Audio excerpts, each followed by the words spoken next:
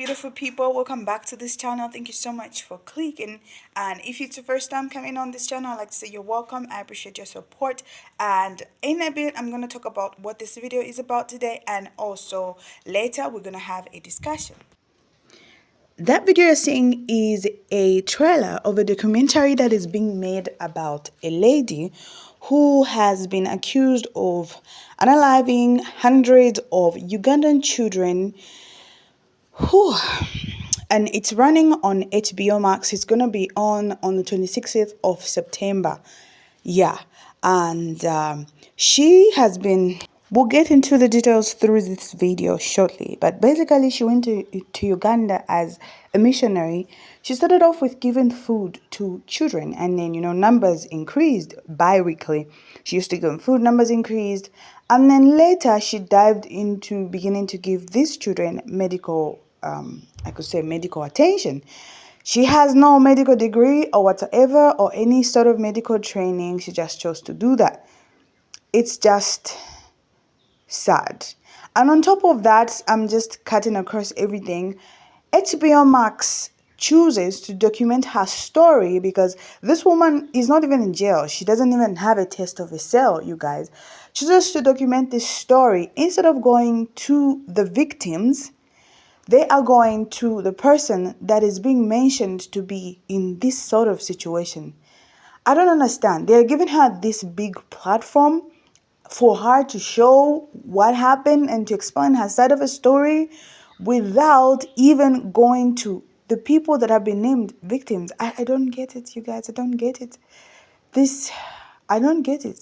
I don't know if you guys do. Anyway, let me roll this video so that you have an understanding of exactly what I'm talking about. Okay. One of the most wild accusations that were made about me is that I killed 800 children.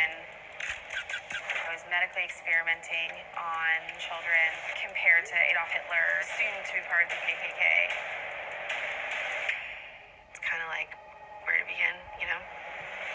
Ciao, let's get into it. Now, if you've been on Twitter for the past week, you've been seeing this clip circulating, and you've probably been seeing a lot of people outraged that this documentary is even happening. The woman in that video is named Rachel Bach, and she is accused to have been responsible for the deaths of up to 800 Ugandan babies. I have a lot of feelings about this, but let me just give you a quick rundown of her story, and then we'll get into my opinions in a second. Also, hi, my name is Madison. I'm the creator behind the Madison channel, and if you're interested in BIPOC true crime stories, hit the link in the bio to subscribe and check me out. Okay, let's get into it. Essentially, Rachel had gone to Uganda during one of her evangelical mission trips, and she came back and she decided that she wanted to go back in order to do more and help out the community there. So she started this charity called Serving His Children in Uganda, the place that she had specifically visited, and started by feeding the kids bi-weekly. So they'd cook a meal and feed a lot of the children, and through that process started to gain a lot more popularity as more and more people depended on them. She was approached by somebody who asked if she would be willing to help take care of some malnourished children, severely malnourished children in the area, and she also decided to take that on. So Serving His Children was no longer just handing out free meals to the local kids. It also was taking in and rehabilitating and being responsible medically for children who are severely malnourished in the area. She would also allow their families to stay while their, kids were getting fed and getting back healthy.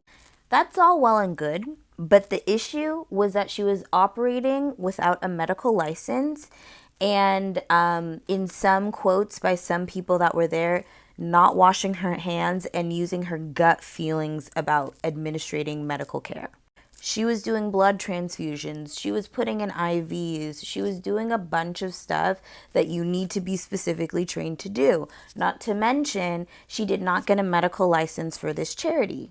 So she shouldn't even have been practicing any of this stuff in the first place. Now, those that were there,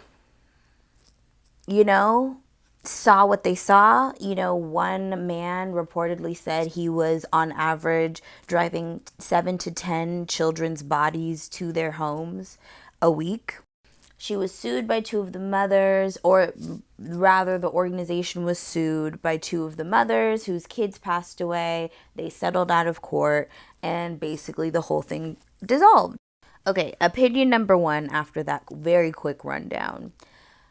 I always feel really gross when it comes to these evangelical mission projects in countries that are going through a volatile time. I don't like to see the content on it. I don't like to see people talking about it because there is this very intense smell of colonialism there. And a lot of those corporations and organizations are rife with abuse towards the local people because they know those people don't have enough capital to go against their organization. So I always feel really gross and really weird with all of that kind of stuff in the first place. Secondly, and I think why most people are really upset, is the fact that HBO is doing a 3-part series on this woman, centering this woman. And I think this is what, I don't know why it's so hard to understand, but what is so frustrating being a person of color in this country, specifically when it comes to true crime content. Instead of platforming the victims of this situation, you are choosing to platform the woman that was a perpetrator of this violence.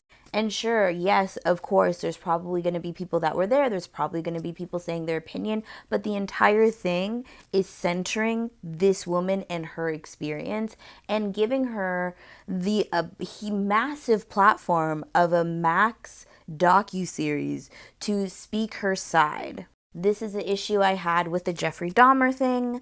This is the issue that I keep having with these types of things being hashed and rehashed in this way. True crime is but a microcosm of the world around it. It is just a small example of what is influencing it societally. Because of that, there are things like missing white woman syndrome or just the overall preference of reporting on a white person instead of a person of color. There are ways to talk about these stories without only centering and giving the loudest microphone to the white person in the room. On top of that, you can be a person accused of essentially murdering 800 babies, Ugandan children, and you can get a 3-part miniseries to explain your side. Just like the aftermath of Dahmer, we saw how people were like lusting after him and just like so sympathetic towards him, when in reality, he specifically targeted Black gay victims because of their marginalized nature in society. Missing white women syndrome and the infiltration of white supremacy in the true crime space isn't just the resources that are used, isn't just the spotlight that's put on that case or that victim. It's also the spotlight that continuously gets put on that case for years to come. There are so many stories that need to be told, so many situations that are purposely hidden by the way we tell history, so many true crime cases that have never seen the light of day, that will never be a household name, and that is because of the color of their skin. But instead of digging up a true crime story or telling a true crime story centering the victims, centering the people of color, centering the marginalized party in the situation, you continue to do this thing where you platform the predator. And that is an active choice. That is an active choice to choose to make a series around somebody accused of unaliving 800 African kids, instead of going there and talking to the people directly and centering their story.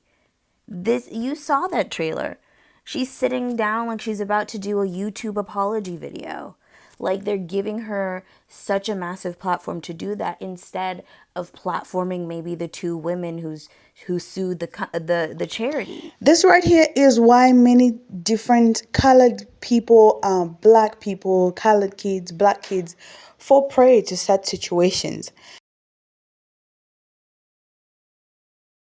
Because at the end of the day, this is their interest. Like, it's plain in your eyes to say what needs to be done is this, and you choose otherwise.